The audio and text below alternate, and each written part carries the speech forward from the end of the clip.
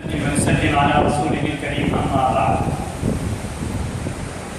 جو ہم نے تلاوت کی تھی سورۃ الفجر سے آج کا منزل شروع ہوئی تھی. یہاں پہ اللہ رب العزت قسم کھا رہے ہیں فجر کی، 10 راتوں کی، تاک کی، جفت کی، رات کی کہ جب وہ پھیل جائے، مختلف چیزوں کی قسمیں کھا کر اللہ رب العزت ایک پیغام مومنین کو یہ دے رہے ہیں. اب یہاں ایک اشکال یہ ہوتا ہے کہ اللہ رب العزت کو قسم کھانے کی ضرورت کیوں پیش آئی؟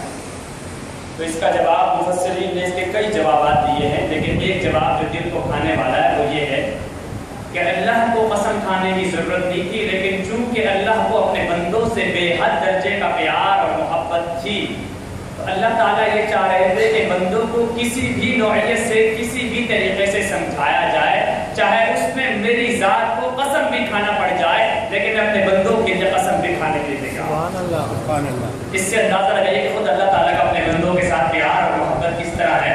قرآن کی کوئی سورت، کوئی صفحہ، کوئی رکوع، کوئی آیت ایسی نہیں ہے جس میں اللہ رب العزت مومنین کو بار بار مخاطب ہو کر فرما رہے ہیں یا ایھا الذین آمنوا، اے ایمان والو، اے ایمان والو.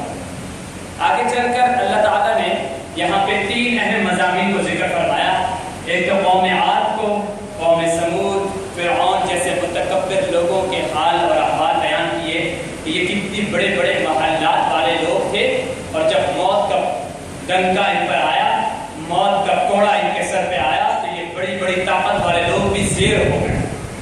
چنانچہ عاد اور سمود کے بارے میں تاریخ کی روایات کو دیکھا جائے، یہ اتنی بڑی طاقت کے لوگ تھے، اتنی بڑی بڑی قدروں کے حامل یہ لوگ تھے.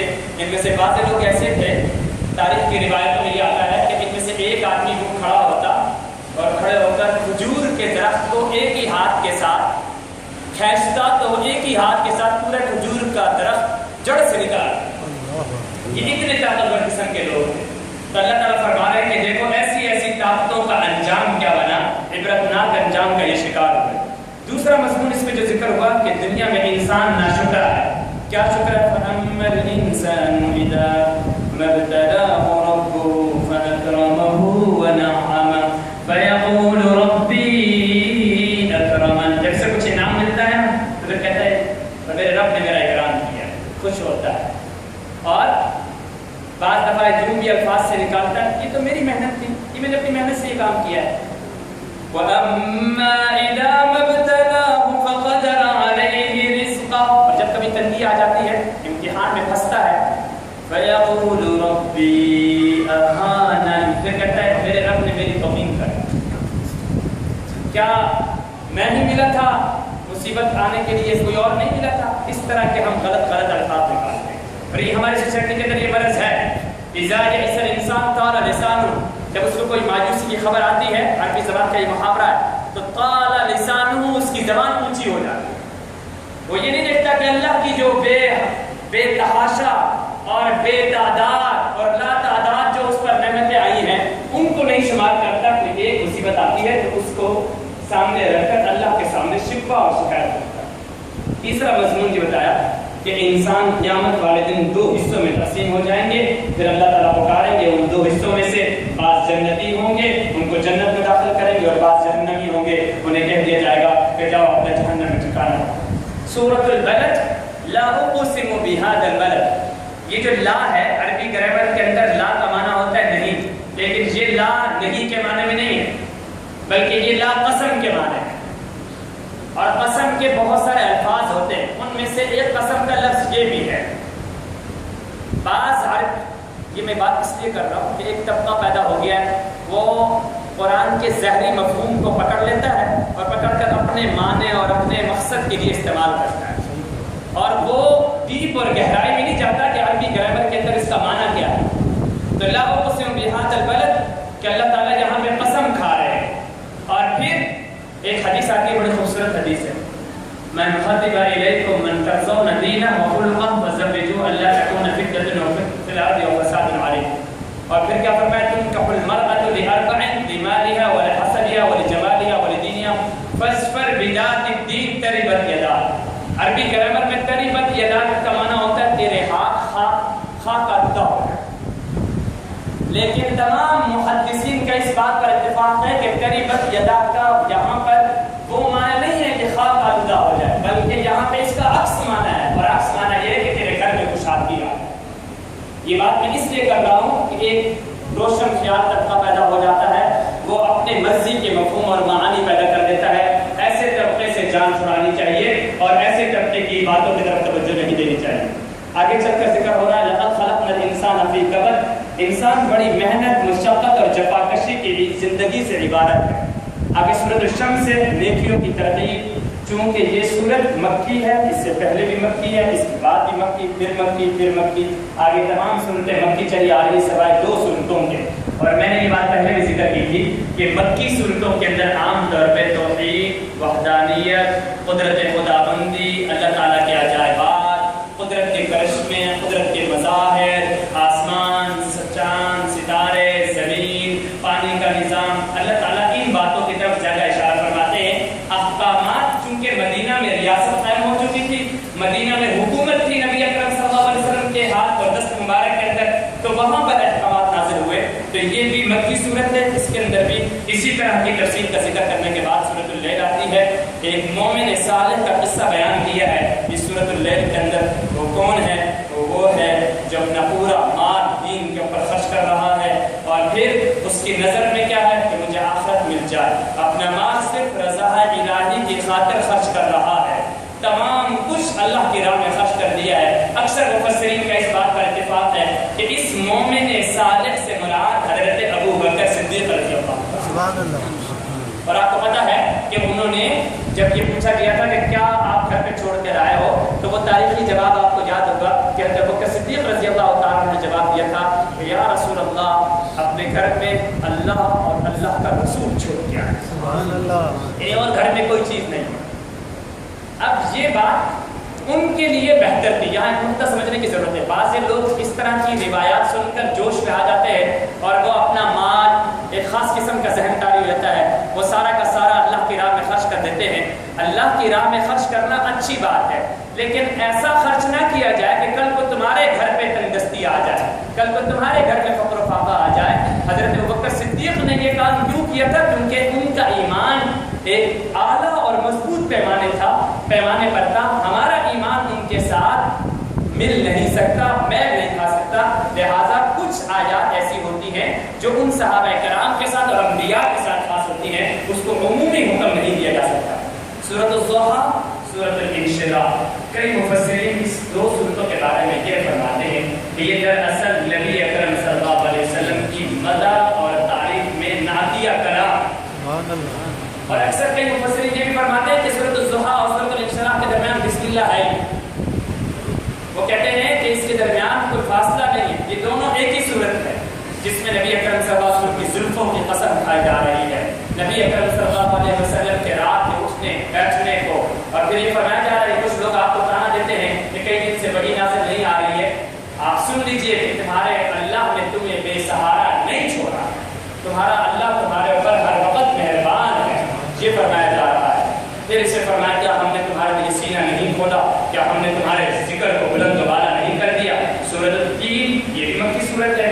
कसम खाएगी वत्तीन वज़ैतून वतूर सीनीन वहादा बलदिन अमीन। फिर आगे फरमाया, लक़द ख़लक़नल इंसान फ़ी अहसनि तक़वीम, हमने इस इंसान को कितने खूबसूरत सांचे में ढाला। सुभान अल्लाह। और जब हमने इंसान को इतने खूबसूरत सांचे में ढाला है, ये नेमतें इसको अता की है। और ज़रा सोचने की बात यह है कि वो अल्लाह जो पानी के एक कतरे से इतना खूबसूरत इंसान पैदा कर सकता है, वही अल्लाह इस बात पर भी तो कादिर है कि वो मरने के बाद इंसान को दोबारा जिंदा नहीं कर दे। ये मक्का के कुफ्फार आमतौर पर एतराज़ करते थे कि नहीं बस 2 दिन की जिंदगी है, इंजॉय कर लो, मजे उड़ा लो, कौन पूछता है कब उठाया जाना है। ये बातें बाज़ दफ़ा कमज़ोर ईमान वालों के दिलों में इस तरह आती है, तो अल्लाह ताला उसकी तरफ इशारा फरमा रहे हैं।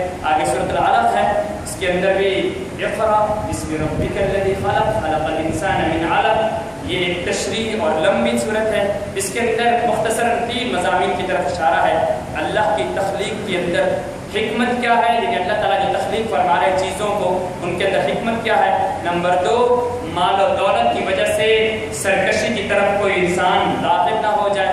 नंबर 3, अल्लाह के हुक्म के सामने सर झुकाओ, और जब सर झुकाने की बारी आ जाएगी तो फिर फरमाया कि तुम सजदा नहीं करो। वो आयत में इसलिए नहीं पढ़ता कि दोबारा सजदा हो जाएगा। आप बात को समझ रहे हैं? इस आयत में सजदा है। आगे चलिए सूरह अल-क़द्र है, इन्ना अंज़लनाहु फ़ी लैलतिल क़द्र। नुक्ता ये छुपा हुआ है जो मैं कई दफ़ा जिक्र भी करता रहता हूँ। अल्लाह ने जिस चीज़ का ताल्लुक कुरान के साथ जुड़ता है, अल्लाह ताला उस चीज़ को कुरान की वजह से बुलंद बाला मकाम अता फरमा दिया करते हैं। तो अल्लाह ताला का ये कलाम का ताल्लुक जिस नबी अकरम सल्लल्लाहु अलैहि वसल्लम के साथ जुड़ा था, वो नबी पूरी दुनिया के इंसानों का सरदार बन गया, मुहम्मद रसूलुल्लाह वल्लज़ीना माअहू। जिस ज़बान पे ये कुरान नाज़िल हुआ, अल्लाह ताला ने उस ज़बान को भी तमाम ज़बानों का सरदार बनाया। जिस शहर में ये नाज़िल हुआ, अल्लाह ताला ने उस शहर को भी तमाम शहरों का सरदार बनाया। और फिर जिस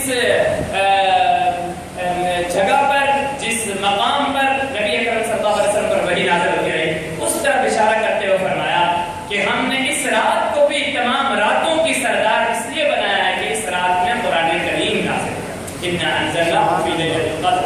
आगे उसके बाद सूरह अल-बय्यिना है और बता रहे हैं कि ये लोग रसूलुल्लाह सल्लल्लाहु अलैहि वसल्लम का इंतजार कर रहे थे। असल में इन कुफ़ार के दिमाग में ये बात छुपी हुई थी कि नबी जो आएगा वो नबी बनी इसराइल में से आएगा, लेकिन हमने देखा कि नबी तो कुरैश में से आया है, ये मक्का में से क्यों आया है? उसकी तरफ रद्द करते हुए कहा कि ये अल्लाह की तख्लीक के उमूर हैं, अल्लाह की तख्लीक के ऊपर कोई दखल नहीं दे सकता। अल्लाह कादिर है, अल्लाह राज़िक़ है, वो जिस तरह चाहे कर सकता है। उन बातों का जवाब देने के बाद फिर सहाबा किराम पर एक मोहर लगा दी और मोहर ये लगाई रज़ियल्लाहु अन्हुम व रज़ू अन्हु ज़ालिका लिमन ख़शिया रब्बह।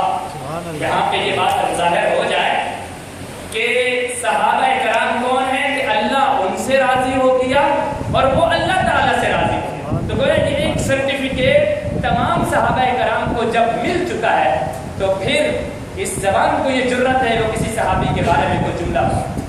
इसलिए जो लोग किसी सहाबी के बारे में कोई लफ्ज़ इस्तेमाल करते हैं, उन्हें सोचना चाहिए कि वो कुरान की इस आयत का इनकार है।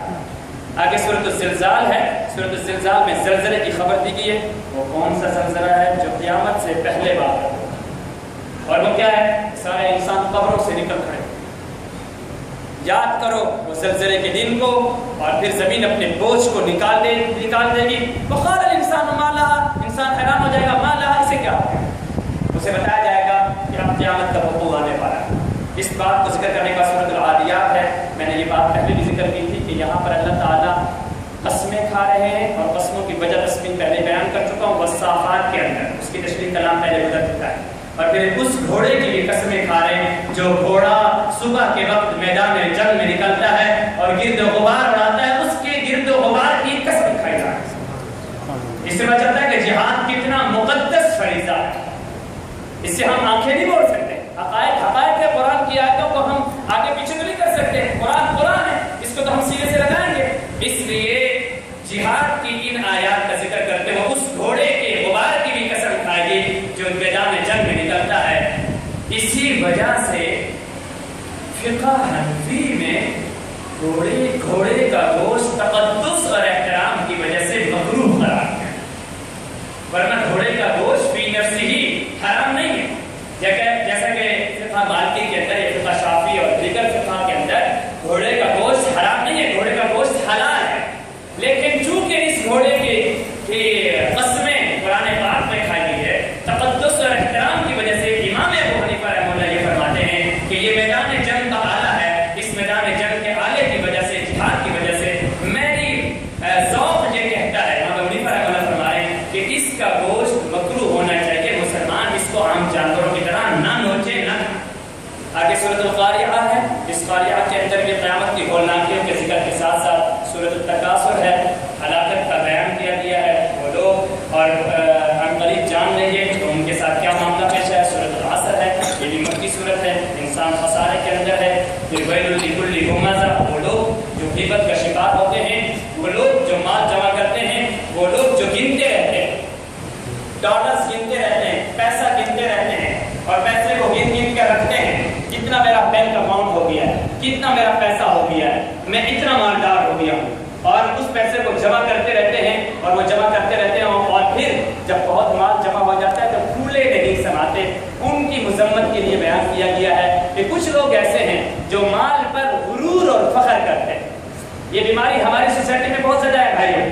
مال پر غرور اور فخر کرتے ہیں اور پھر ساتھ ساتھ میں بیک بائٹنگ کرتے ہیں، غیبت کرتے ہیں، اللہ فرما رہے ہیں ویل لکل ہمزۃ لمزہ، ہلاکت و بربادی ہے، ہلاکت و بربادی ان کے لیے۔ اس لیے مال اللہ کی نعمت ہے، لیکن اس سے بڑی نعمت یہ ہے کہ مال آ جائے اور غرور و تکبر کے جراثیم نہ ہو، اس سے بڑھ کر کوئی اور نعمت نہیں ہو سکتی۔ ہمارے استاد جی مولانا صاحب فرمایا کرتے تھے کہ انسان کروڑوں کا مالک ہو جائے اور اعلیٰ سے اعلیٰ گاڑیوں میں بیٹھ جائے، لیکن اس کے ہاتھ میں تسبیح اور ذکر ہو اور ہر وقت اللہ کے سامنے سر جھکا کر بیٹھا ہوا ہو اور وہ منہیات سے بچتا ہو، امر بالمعروف کرتا ہو، تو حضرت فرمایا کرتے ہیں کہ اس سے بڑا ولی اللہ کوئی۔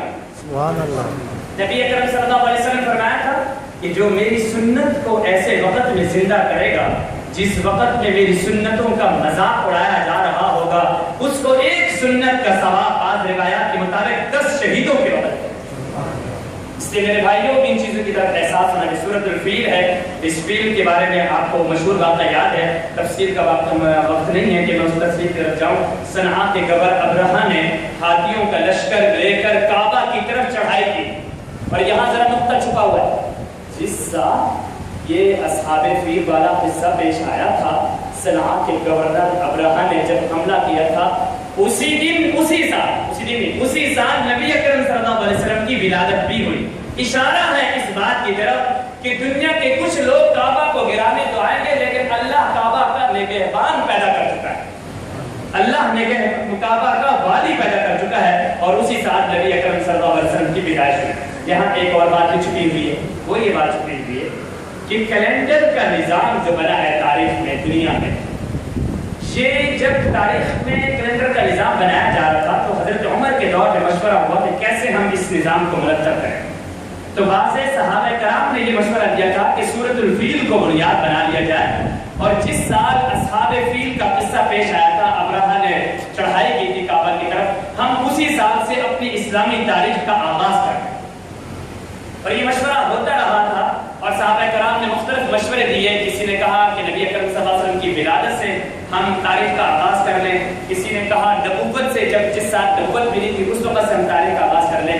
مختلف رائے آتی رہی، ان رائے میں سے ایک رائے سورۃ الفیل کے بارے میں بھی تھی، لیکن سلام ہو حضرت عمر رضی اللہ تعالی عنہ نے، اور حضرت عمر رضی اللہ تعالی عنہ نے بڑا عجیب جواب دیا۔ انہوں نے فرمایا کہ اسلامی تاریخ کی بنیاد کسی قصے اور واقعے کی بنیاد پر نہیں ہوگی، اسلامی تاریخ کی بنیاد کسی جشن پر نہیں ہوگی، اسلامی تاریخ کی بنیاد اسلام کی قربانیوں اور تکلیفوں کی بنیاد پر رکھی جائے، اور اسلام میں سب سے بڑی تکلیف اور سب سے بڑی قربانی اور سب سے بڑا مجاہدہ اگر پوری تاریخ انسانیت کو غور سے دیکھ لیا جائے تو وہ سب سے بڑی تکلیف ہجرت تھی، جو مکہ مکرمہ سے نبی اکرم صلی اللہ علیہ وسلم نے مدینہ کی طرف ہجرت کی تھی۔ آج بھی کعبہ کے سامنے وہ پہاڑ موجود ہے کہ جس پہ نبی اکرم صلی اللہ علیہ وسلم نے فرمایا تھا، اے مکہ تو مجھے بہت پسند ہے، مگر کیا کروں یہاں کے واسی مجھے رہنے نہیں دیتے، اور نبی اکرم صلی اللہ علیہ وسلم زگ زیگ راستہ اختیار کر کے مکہ سے مدینے کی طرف گئے تھے۔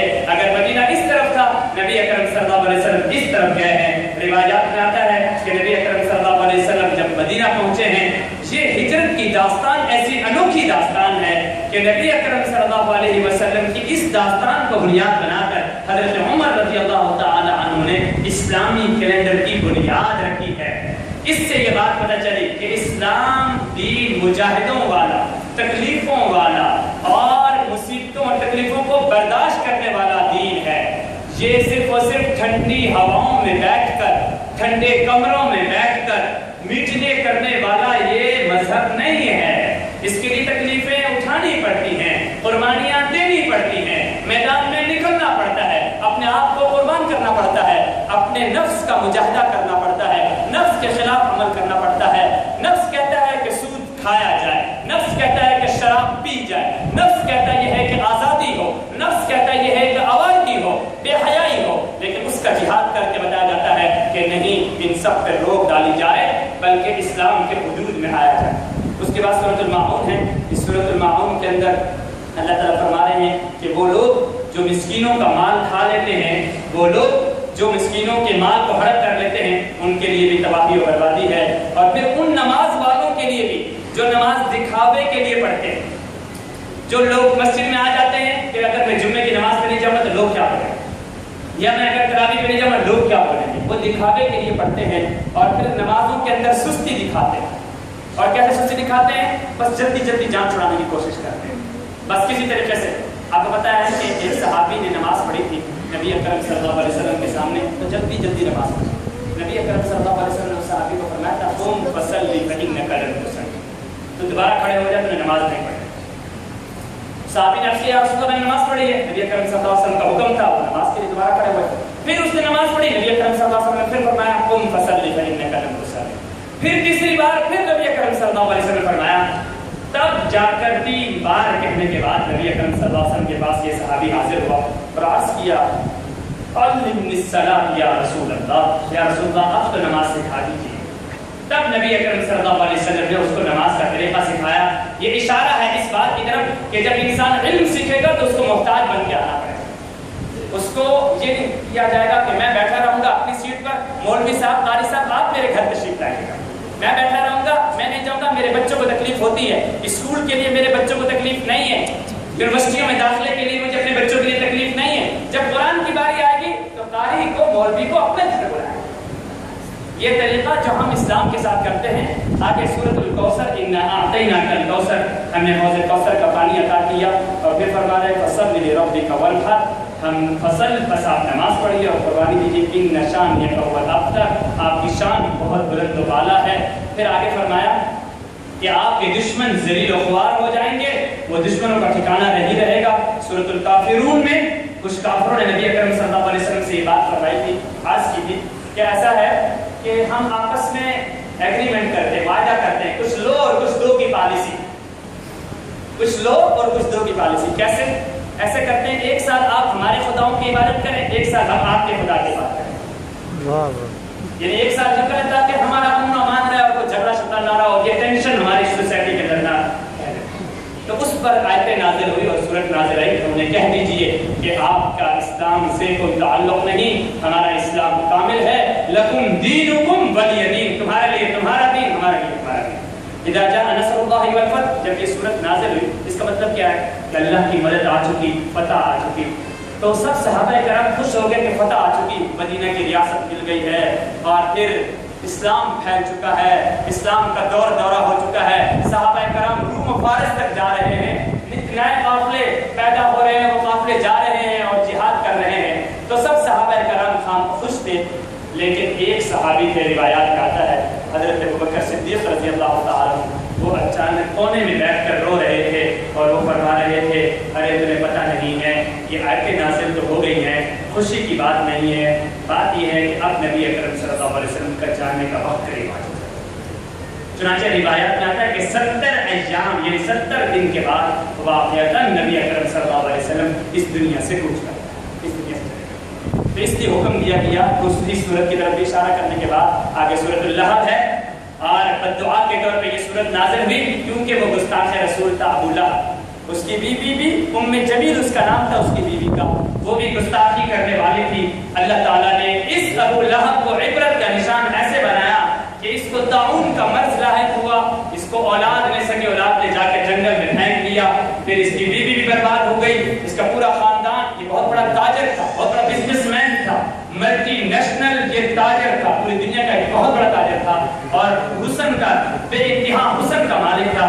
لیکن چونکہ اس نے قرآن کا انکار کیا تو اس پر بددعا کے طور پر صورت نازل ہوئی کہ ابو لہب صرف دنیا میں عبرت کا نشان نہیں بنا ہے بلکہ آخرت میں بھی عبرت کا نشان بنا ہے. اور کوئی حافظ قرآن اس وقت تک قرآن مکمل نہیں کرے گا جب تک وہ ابو لہب پر بددعا نہیں کرے. اس صورت کو ذکر کرنے کے بعد آگے سورۃ الاخلاص ہے.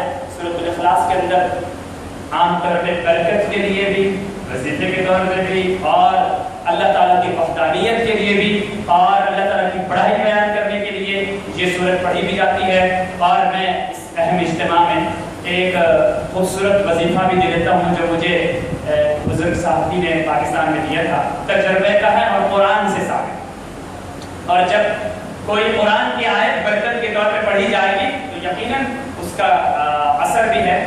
تو ایک آیت ہے سلام قولا من رب الرحیم، اور اگر آپ چاہیں تو اسے ابھی یاد کر لیں بلکہ میرے ساتھ دوہرا بھی لیں.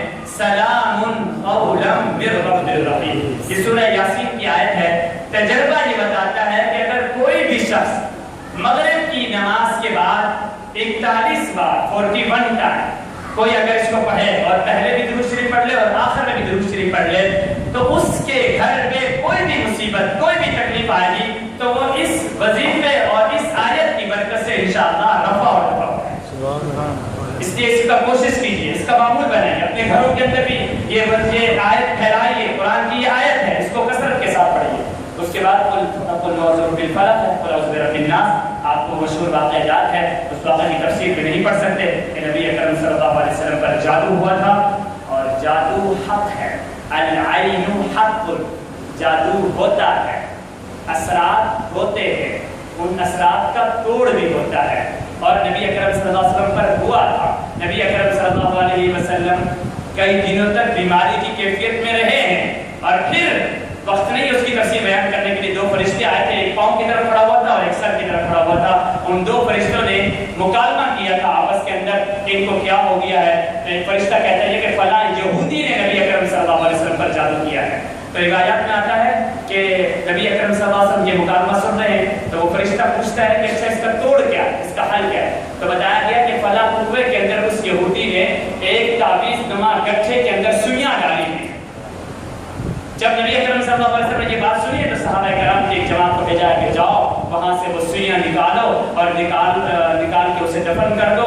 اس کے بعد نبی اکرم صلی اللہ علیہ وسلم کی طبیعت مبارک پر وہ بوجھ ہلکا ہوا اور نبی اکرم صلی اللہ علیہ وسلم ایک نارمل کیفیت کے اندر آئے. اب یہ 2 صورتیں ہمیں یہ بیان کر رہی ہیں کہ کبھی آپ کے ساتھ ایسا ہو جائے تو کسی تعویذ گنڈے والی دکانوں کے پاس مت جاؤ, کسی پیشہ ور لوگوں کے پاس مت جاؤ. ہمارے پاکستان کے اندر عامر جابی بابا کے نام سے بڑے بڑے بورڈ لگے تھے, آ جاؤ وہاں پر. میں کراچی میں ایک مسجد میں تھا تو ایک صاحب نے مجھے آ کر بات کی, مفتی صاحب میرے گھر میں میری بیوی کے ساتھ جھگڑا بہت ہوتا ہے. میں نے کہا کیا جھگڑا ہوتا ہے؟ کہتا ہے بس مفتی صاحب کوئی تعویذ ایسا دے دیں کہ وہ جھگڑا ہوتا ہے. یعنی ہم بھی شارٹ کٹ راستہ چاہتے ہیں ہر چیز کے. میں نے کہا کیا بات؟ کہتا ہے ایسا ہوا تھا کہ ایک دن میں گھر جا رہا تھا, یہ سے بڑا مشہور آپ نے سنا ہو. ایک دن میں گھر جا رہا تھا تو راستے میں سے گزر رہا تھا تو راستے سے ایک کالی بلی گزر گئی. اس کالی بلی نے مفتی صاحب ایسا کاٹ کھیلا ہے کہ اس دن سے میرے گھر میں میری اور بیوی کے درمیان جھگڑے جا. تو جب عقیدہ کچا ہوتا ہے تو جب ذہن کچا ہوتا ہے تو ہم بلیوں سے بھی ڈرتے ہیں. اس لیے بتایا گیا کہ جب کبھی یہ مصیبت آ جائے, جب کبھی کوئی تکلیف آ جائے تو ان 2 صورتوں کے پڑھنے کا معمول بنائیے. انشاءاللہ تعالیٰ وہ مصیبت اور وہ تکلیف رفع ہو جائے گی. اللہ تعالیٰ ہم سب کا حامی و ناصر ہو. میں تہ دل سے شکر گزار ہوں یہاں کی انتظامیہ کا, یہاں کے ذمہ داران حضرات کا, اپنے نمازی حضرات کا جو میرے ساتھ اور مفتی زمان صاحب کا. بل مجھے اس 1 مہینے کے اندر جو ذاتی تجربہ ہوا اور جو مجھے محسوس اور احساس ہوا, اللہ تعالیٰ 1000 جزائے خیر دے یہاں کے امام مفتی عبدالزمان صاحب. انتہائی فرشتہ اور نیک صفت طبیعت آدمی ہے. میری کبھی 2-3 دن سے ان سے جھگڑا اس بات پہ چل رہا تھا کہ ادھر ختم کے موقع پہ دعا آپ کرائیں, آپ مستجاب الدعوات آدمی ہیں, لیکن بس مشورے میں یہ بات طے ہوئی. تو بہرحال میں سب سے زیادہ ان کا شکر گزار ہوں کہ انہوں نے مجھے اپنے مسئلے پہ کھڑے ہونے کا موقع دیا اور یہاں ہم لوگ تراوی پڑھتے رہے اور ساتھ ساتھ میں یہ دلچسپ انداز ہمارا چلتا رہا. اور ساتھ ساتھ میں یہاں کے کچھ ایسے ذمہ داران کا بھی شکر گزار ہوں کہ میں نے پورا مہینے اپنے درس کے اندر جو 15 منٹ 10 منٹ کی گفتگو ہوا کرتی تھی آج لمبی ہو گئی, تو اس 10-15 منٹ کے اندر میں نے جو گفتگو کی اپنے ان دوستوں کے سامنے, الحمدللہ میں نے کھلی گفتگو اور بعض دفعہ بہت سخت باتیں بھی ہوئی. اللہ تعالیٰ ان حضرات کو جزائے خیر دے کہ انہوں نے میری ان سخت باتوں کو برداشت بھی کیا اور میری اس گفتگو کو بڑی محبت سے سنا. اور بڑی خوشی یہ ہوتی تھی کہ جب میں درس بیان کرتا تھا تو میں اس پوری تراویح کے اندر کوئی شخص جاتا نہیں تھا بلکہ سب بیٹھ جایا کرتے تھے. الحمدللہ پورے قرآن پاک کا یہ خلاصہ سنا ہے. یہ سب اللہ تعالیٰ کی طرف سے فضل ہے, انعام ہے. اور بلکہ ابھی مشورہ بھی یہ ہو رہا تھا کل کہ شاید مشورے میں بات کیا ہوگی, مفتی صاحب سے مشورہ کریں گے اور مفتی صاحب کی اجازت کے بعد پھر انشاءاللہ ہم اس کا الگ سے اعلان بھی کریں گے. مشورہ یہ ہو رہا تھا کہ ہم ماہانہ بنیاد کے اوپر کوئی ایک درس قرآن کی ترتیب یہاں پہ رکھیں. تو انشاءاللہ جب اس کا مشورہ ہوگا تو اس کا پھر تاریخ کا یہ وقت کا انشاءاللہ اعلان کر دیا جائے گا. اللہ تعالیٰ ہم سب کا حامی و ناصر ہو اور دل سے دعا ہے کہ اللہ تعالیٰ اس مسجد کو پر نور رکھے اور اس کو آباد اور شاد باد رکھے. رکھے. وآخر دعوانا الحمدللہ رب العالمین.